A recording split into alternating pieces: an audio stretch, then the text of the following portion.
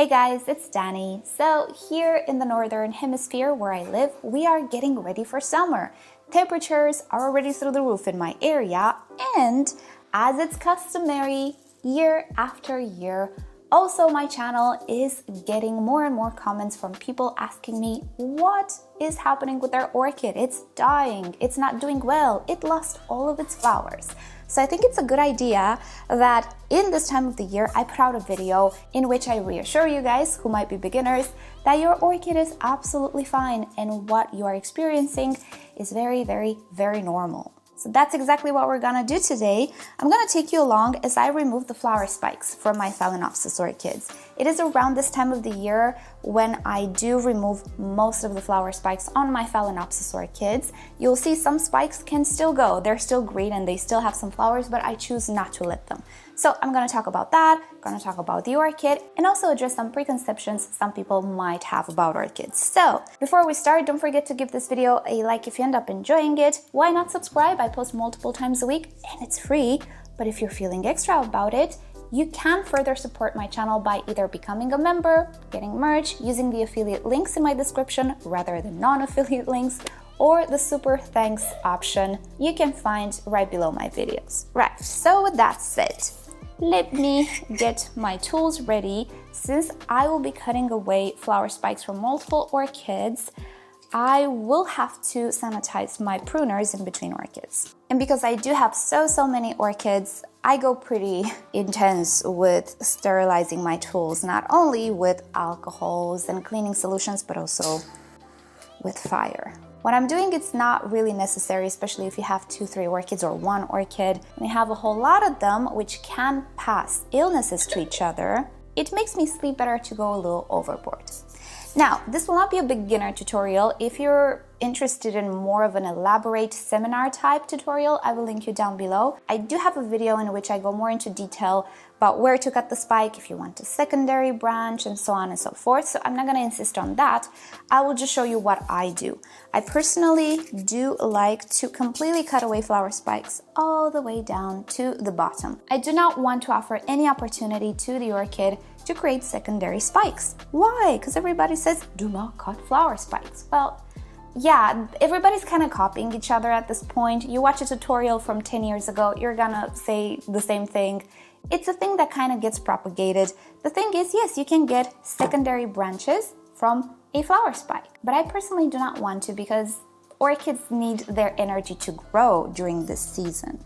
In the warmer seasons, these orchids will grow mostly roots and leaves, not flowers. Yes, they can put on a secondary flower spike, a little poorer looking generally than the initial flush of blooms. This usually happens in, let's say, cooler homes or cooler conditions. And when I say cool, don't imagine you're gonna freeze in your home. 20 degrees Celsius, you're gonna have the equivalent in Fahrenheit on the screen. 20 is a little cool for a Phalaenopsis. It is a hot grower. It grows vegetatively over 25 degrees Celsius. As I was saying, my part of the world is already super hot at this moment. So mine are already kind of done with their flowers and they are starting to grow brand new leaves, as you can see, and also brand new roots. Now this is an absolutely normal life cycle or growth cycle for a Phalaenopsis. Just like any other plant, leaves and roots have very well determined purposes. The short version is the leaves photosynthesize, they produce food for the plant. The roots absorb water and nutrients and anchor the plant. So both of these structures do have a very well-determined and important purpose for the plant. Flowers don't really have much of a purpose in cultivation. They do have in a natural setting where an orchid will like to propagate itself through seeds. However, in our living rooms, we don't want that. There is a different debate about obtaining seeds from orchids and sowing them. I might have to redo that video, but I'll link you down below. It is really hard to obtain seedlings in cultivation. The seeds need to be sowed in a very sterile environment. They're easily attacked by pathogens. It's a whole story I'm not gonna get into. But typically in cultivation, we don't want seeds. But that's what flowers are good for, propagating the orchid further. And it has purpose in a natural setting. It does not have purpose in a living room. Flowers don't make food, they don't absorb water and nutrients, They just consume all of these resources to look pretty and attract pollinators. In this case, we're the pollinator, even though we don't pollinate orchids. But that's about it. So, because orchids, like any other plant, need to grow in order to develop, wouldn't it be nice if they grow without these pesky spikes uselessly consuming actually energy from them? Well, that is exactly why I'm cutting away the flower spikes. I want to let this orchid, which by the way is a new orchid, and it's low stressed. Do you see how tiny these leaves are? Yeah, I want to let it grow and develop without being hindered by the flower spikes. In this period of time, it will accumulate nutrients, it will absorb water, and it will grow. Hopefully, by the end of summer, it will reach a normal size. See how the older leaves are bigger than the newer leaves? That is not a good sign. That is typically a sign of stress. New leaves need to be at least as big as the old leaves, or even bigger if your orchid was pretty young when you purchased it. With this orchid, it doesn't happen. So it was stressed somewhere in transit, in the flower shop, I don't know, I just purchased it a few months ago. But I'm giving it a clean slate right now, and I am letting it grow all throughout the summer. And what this does is not only make your orchid healthier and stronger, because it will create more structures and it will have more resources, but it will also make it bloom better in the blooming season. Now, I did film this season a video with my mini phals in bloom this year. I'll put it down below. You will see some of them who are very healthy have incredible bloom shows. They do not look like that in flower shops. And well, that is a result of care. And all of your orchids can definitely look like that as well. They do have the potential. That's what's great about Phalaenopsis orchids. You can get them to a point where they are just so abundant and blooming, they will drink water like in 2 days. It happens with my orchids. But in order to obtain that, we need to give these orchids the time they need to properly grow and gather resources and store those resources within their structures. Now, I do realize that because they are marketed the way they are, meaning in flower shops, you will not pay full price for an orchid without flowers. When they're fresh, when they're being sold at full price, these orchids have flowers or buds in the worst case scenario. And when they don't have flowers anymore, they are discounted. They go under the bench, in the back rack, away from human eyes, because the flower shop doesn't really want to sell you something at a discount. They want to sell it full price, right? I do understand that this type of marketing and the over-exaggerated, in my opinion, emphasis on flowers makes a lot of people think these orchids are only good when they have flowers. When they don't have flowers, something is wrong. But let me put things into perspective for you guys. Would you dig out an entire rose bush and throw it away just because at some point in the year it doesn't have flowers anymore? No, right? Well, orchids are plants too. And just like you would not throw away other types of houseplants if they don't have blooms, you don't have to throw away these orchids either, because it's absolutely normal for them not to have blooms. Think of it this way. The blooms are a total bonus that many houseplants like philodendrons and some anthuriums don't bestow upon you. It is a gift from the plant, but they're still plants. This is kind of the state of the plant without blooms. This is what it is and how it looks like. The blooms are beautiful, they're gorgeous. I love to see orchids in bloom, but it's not the ideal state of the orchid. This is the ideal state, or should I say the growing stage of the orchid. Blooms are a temporary thing, which in the case of Phalaenopsis can last a lot of time. Hence why we like the Phalaenopsis orchid so much. But in the orchid kingdom, long-lasting blooms like Phalaenopsis are not all that common. So that's why the little phal or the moth orchid is the most popular of them all. But certainly it does not mean that it will always have flowers. Sure, you can induce secondary spikes for a year or two, yes. And as a beginner, it's always fun to try and induce these flower spikes or secondary branches and have your orchid in bloom all the time, like 1 year. But the thing is, as you gather more and more experience, you get more used to your orchids, it's not gonna be so fulfilling to see your orchid put on 5 flowers at a time instead of the full potential, which could be 20, right? So you have a few more flowers blooming throughout the year all the time. At some point, it's gonna start to have some bare canes, you're gonna have flowers somewhere on the bottom and the top will be bare. It's not gonna look pretty after the wow factor kind of disappears. And that's exactly what's happening to me as well for the past many years. I don't like to see these things on my orchid just because there is a secondary spike here. I don't want to cut this and have this bare spike and have an inflorescence with 2-3 flowers here. No. But anyway, bottom line is that it's absolutely normal for orchids to completely lose their flowers. Even though, yes, you can induce more flowers, it's not necessarily beneficial for the plant because you're constantly making it devote energy to that area, which doesn't help it, in the detriment of the new leaves and of the roots. It will still grow new leaves and roots, but not as many. That energy is finite. Imagine it is a bank account with a certain budget, right? 1,000 euros, I don't know, just saying. So leaves cost 500 euros, roots cost 500 euros in the growing season.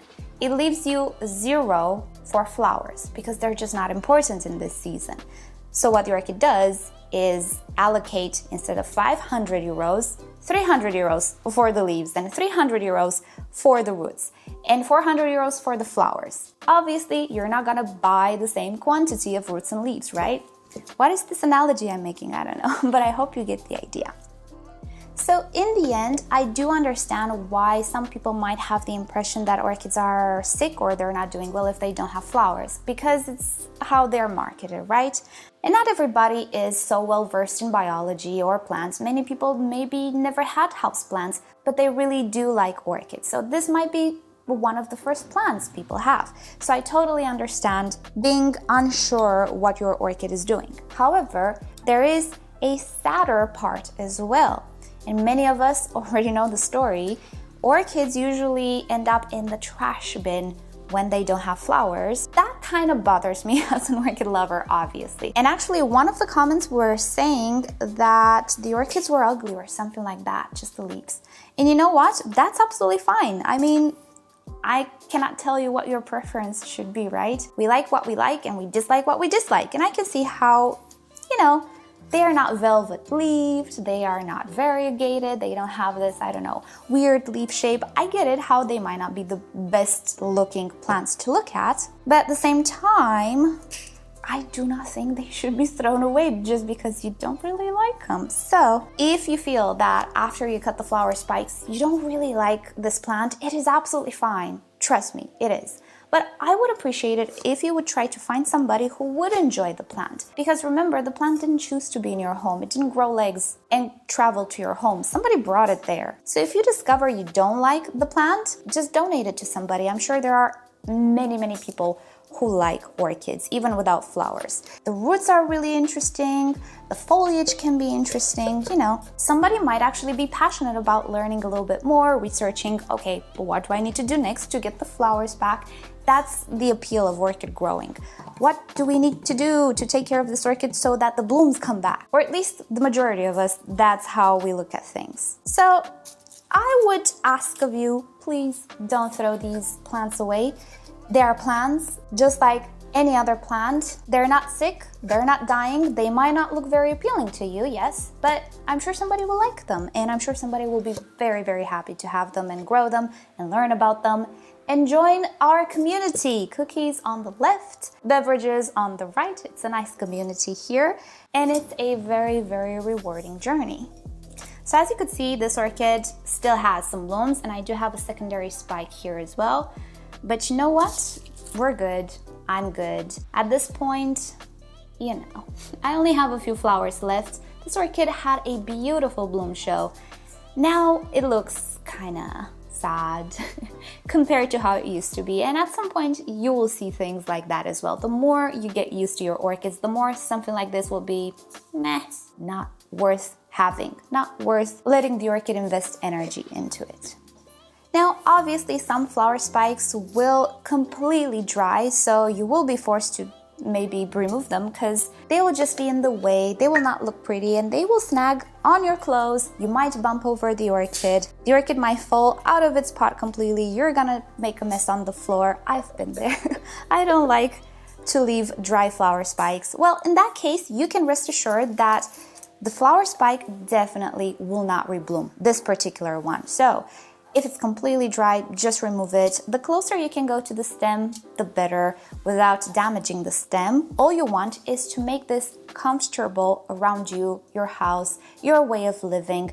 You have to integrate these orchids in your lifestyle in order to have success with them and to not be fed up of constantly bumping into it, falling on the floor, and so on and so forth, right?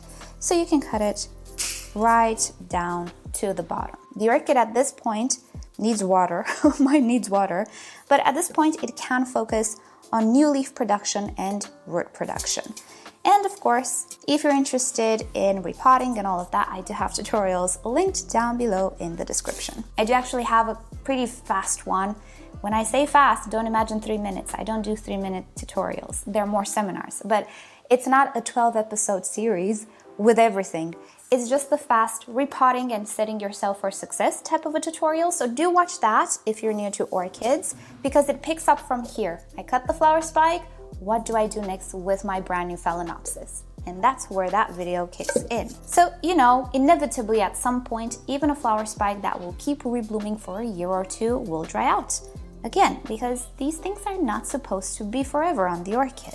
And you will be left with this. Now, do not worry, these orchids will rebloom with the proper care and with the proper environment. I do also have a tutorial on how to make the flowers come back. And if you've cut away the flower spikes and you give good care, the flower show will be even better. It actually becomes better and better throughout the years as the orchid gathers more and more energy, becomes more mature, has more structures and more resources.